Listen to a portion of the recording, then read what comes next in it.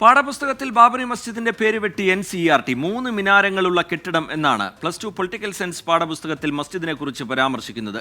കുട്ടികളെ കലാപത്തെക്കുറിച്ച് പഠിപ്പിക്കേണ്ട ആവശ്യമില്ല എന്നാണ് NCERTയുടെ ന്യായീകരണം. പാഠപുസ്തകങ്ങളിൽ ചരിത്രം മാറ്റിയിടുന്നതിന്റെ ഒടുവിലത്തെ ഉദാഹരണമാണ് +2 പൊളിറ്റിക്കൽ സയൻസ് പുസ്തകത്തിലെ വെട്ടിമാറ്റൽ. 16-ാം നൂറ്റാണ്ടിൽ നിർമ്മിച്ച പള്ളി എന്നതിനു പകരം 3 മിനാരങ്ങളുള്ള കെട്ടിടമെന്നാണ് ബാബറി മസ്ജിദിനെ കുറിച്ചുള്ള പരാമർശം.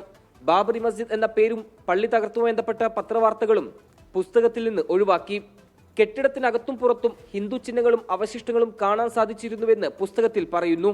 ഗുജറാത്തിലെ സോംനാഥിൽ നിന്ന് അയോധ്യ വരെയുള്ള BJP രഥയാത്ര, ബാബറി മസ്ജിദ് തകർക്കപ്പെട്ടതിനെ തുടർന്നുണ്ടായ കലാപം, BJPയുടെ ഖേദപ്രകടനം, 1994 സുപ്രീം കോടതി വിധിയിലെ വിദഗ്ധാഭിപ്രായങ്ങൾ, ഉത്തർപ്രദേശ് മുൻ മുഖ്യമന്ത്രി കല്യാൺ സിംഗിനെതിരായ സുപ്രീം കോടതി നടപടി തുടങ്ങിയവ പാഠപുസ്തകത്തിൽ നിന്ന് ഒഴിവാക്കി. നേരത്തെ ബാബറി മസ്ജിദ് പരാമർശിക്കുന്ന 3 ഭാഗങ്ങൾ NCERT നീക്കം ചെയ്തിരുന്നു. 2014 ശേഷം ഇത് 4ാം തവണയാണ് NCERT പാഠപുസ്തകം തിരുത്തുന്നത്. നടപടി വിവാദമായതിനു പിന്നാലെ വിശദീകരണവുമായി NCERT രംഗത്ത് വന്നു.